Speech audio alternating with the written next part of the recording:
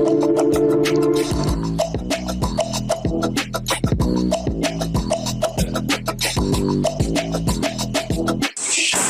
binansagan bilang chubby kid. Ngayon, isa ng matibay na fighter. Kilalanin natin si Aaron Davis kung saan nilabanan niya ang hamon ng obesity para maging fit at maging magaling na fighter sa mixed martial arts at wrestling. Ito ang kanyang kwento.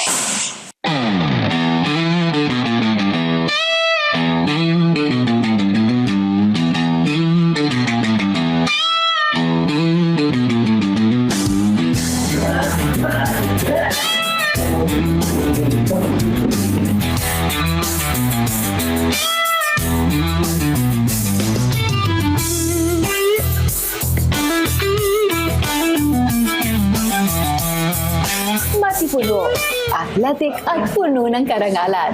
Ganito mo maipapakita ang multi-medalist athlete na si Aaron Davis ngayon. Ngunit ang kwento niya ay ibang-iba noong kabataan niya.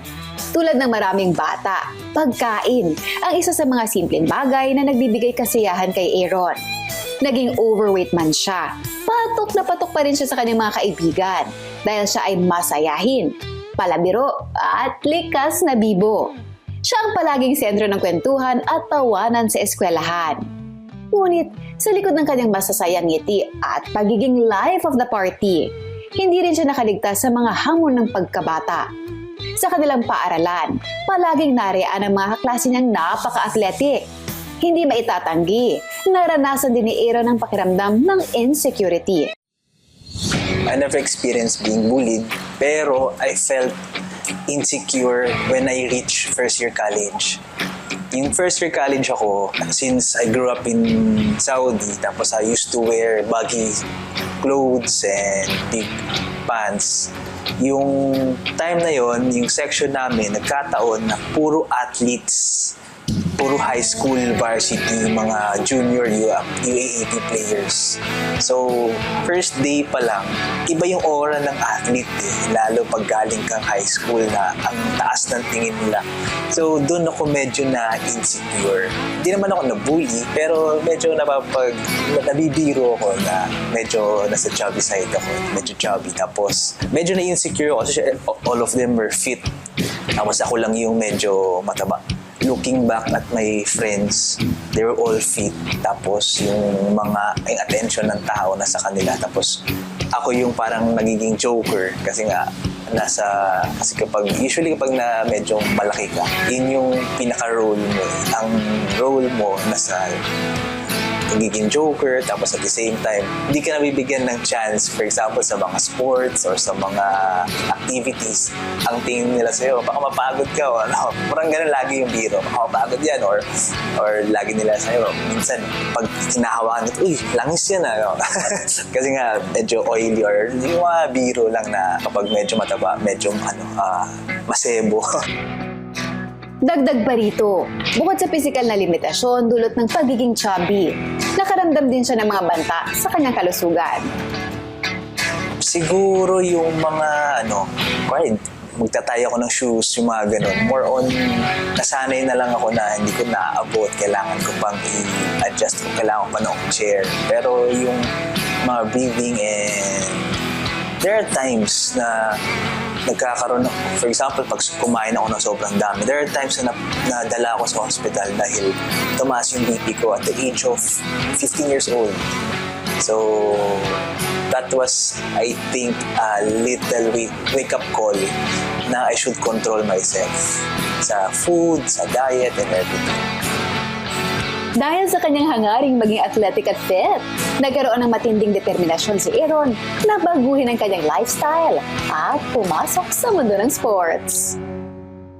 When I was with my friends, they were just, naiingit ako sa, hindi sila napapagod.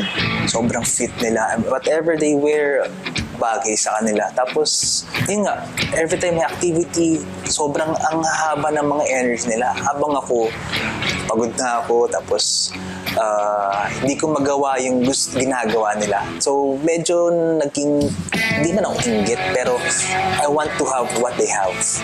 Tapos, yun yung turning point na gusto ko maging fit.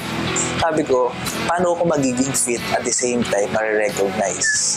And just watching TV, lumabas in UFC, then sakto ang pinaka nagustuhan kong player, which is si George St. Pierre, GSP. Then sabi ko, gusto ko maging ganun, gusto ko maging fit dahil sa workout, dahil sa pagiging... Actually, nagustuhan ko yung kanyang training because of gymnastics kasi pinasok niya yung gymnastics while training mixed martial arts. So, hindi siya masyadong bulky at the same time very flexible siya. Gusto kong mag-bodybuilding kaso nga lang limited kasi yung range of motion.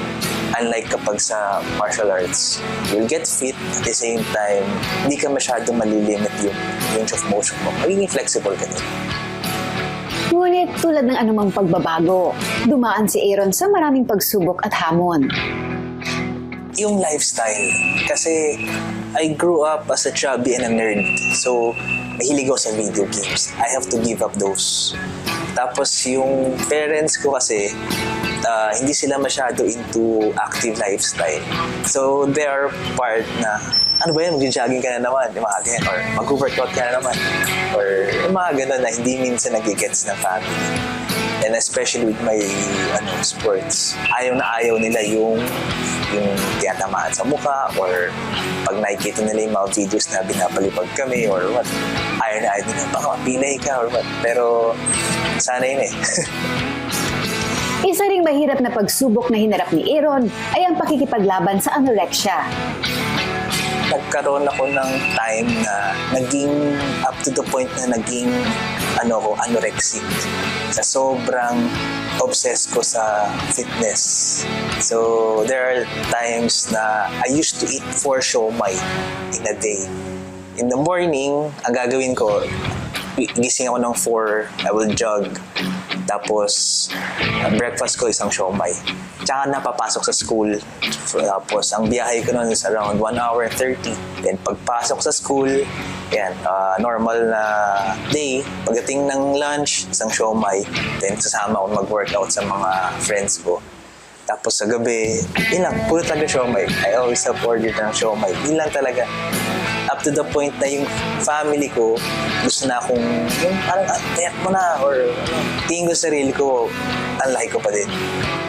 So, yun yung naging, for half a year, parang June hanggang December, ganun yung nangyari sa akin. Ayaw ko kumain, tubig lang ako, everything naman nakalasa ko ng matamis or rice, ayoko. Kapag kumakain ako ng rice o one meal, pinipilit ako. Pag kumain ako, there are times na pinipilit ko isuka or hindi ako makakain, or the next day parang kasama ng pakiramdam ko. Jogging ako, tapos workout. Yeah. Ang lahat ng ito ay kanyang hinarap at nalampasan sa tulong ng mga taong laging nariyan upang magbigay ng suporta at gabay. Actually, number 1, discipline talaga. Discipline, determination, and support system from the people. Kasi a lot of athletes, meron disiplina, determined, may pangarap. Pero yung support system yung pinaka-importante na dapat yung people surrounding the athlete talagang sinusuportahan siya. Kasi minsan ang bilis mawalan ng motivation ng tao. So kapag konting negative lang na marinig or konting negative lang na makita, especially sa social media, minsan nawawala ng motivation. So kailangan meron pa rin support system na ang family. Dahil sa mga pagbabago sa kanyang lifestyle at sa disiplina na dulot ng pagiging atleta, marami siyang natamo na benepisyo sa kanyang buhay. Napapansin ko lang, ang haba ng pasensya ko. Hindi ako basta-basta nagagalit or basta may stress, kayang-kaya ko i-handle kasi hindi ko siya napapansin, pero ibang tao yung naka-observe na yung mga those who are not into martial arts, sila yung nagsabi sa akin na ang haba ng pasensya mo, ang hirap mong magalit. dahil siguro, kasi syempre we have sparring, we have training, nasusuntok ka sa mukha, natitake down ka sa ground, and you need to stay focused. And yun yung part siguro na hindi mo siya kaya mo siyang i-train, pero hindi mo siya kayang pag-aralan. Kasi masasanay ka napubugbog ka, ikaw yung, kailangan maging focus kahit na tinatamaan ka physically. So, yun yung nagagamit ko din sa ibang bagay na whenever na, lalo sa sa traffic, kapag may mga road rage or what, ako, chill lang, relax lang. Di may ikakailan ni Aaron ang positibong epekto sa kanya ng sports. Kaya't isa sa kanyang advokasya ang suportahan ng mga future MMA athletes. Ang dami kasi nating athletes na dito sa Pilipinas na hindi nabibigyan ng chance. So, ako, actually too late na ako na nag-start ng mixed martial arts. Gusto ko ipasa sa iba yung at the early age, makuha na nila yung benefits and yung mga perks of training martial arts and yung mga future, lalo sa mga taong may potential. Actually, I have an athlete which is Marvin. Yun yung nakikita ko sa kanya na para siyang, meron kasi mga tao na one of a kind na kahit anong gawin mo, gusto talaga niya mag-training, gusto niya talaga mag-workout, gusto niya talaga meron siyang pangarap. Bago natapos ang aming kwentuhan, nagbigay siya ng isang mahalagang payo, lalo na para sa mga nagnanais ng pagbabago sa kanilang lifestyle. Just start with walking. You don't have to do those hardcore workouts. Just start with walking. Unti-unti yun. You don't have to run. You don't have to, Start with walking and be with people who are fit. And sometimes, just being by those people, kapag sama mo sila, minsan mahahawa ka. Guys, kailangan mas marami yung fit na people na kasama mo. Kasi kailangan din medyo strong din yung personality mo kasi huwag kang, pag sinabihan ka ng, which is, hindi mo may iwasan syempre masaktan pag sinabihan ka ng ito mataba or what.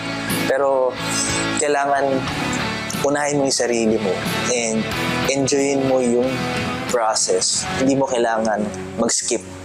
Talagang mahirap siya. Pero you need to choose yourself. Sa murang edad, masayahin at puno ng sigla si Aaron Davis. Ngunit sa likod ng kanyang pagiging bibo, nagtatago ang insekuridad na halos pumigil sa kanya sa mundo ng sports. Sa halip na magpatalo, ginamit niya ito bilang inspirasyon. Sa tiyaga at determinasyon, hinarap ni Aaron ang kanyang mga kahinaan at ginawang lakas ang bawat pagsubok. Ngayon, hindi lamang siya kampiyon sa mixed martial arts at wrestling, kundi isang tagapagtaguyod ng kapwa-atleta. Itinitag niya ang sarili niyang gym, isang tahanan para sa mga nangangarap at naglalakbay patungo sa tagumpay. At so na nagtatapos ang ating episode ngayong hapon. My name is Mex Yoson, encouraging everyone to live better.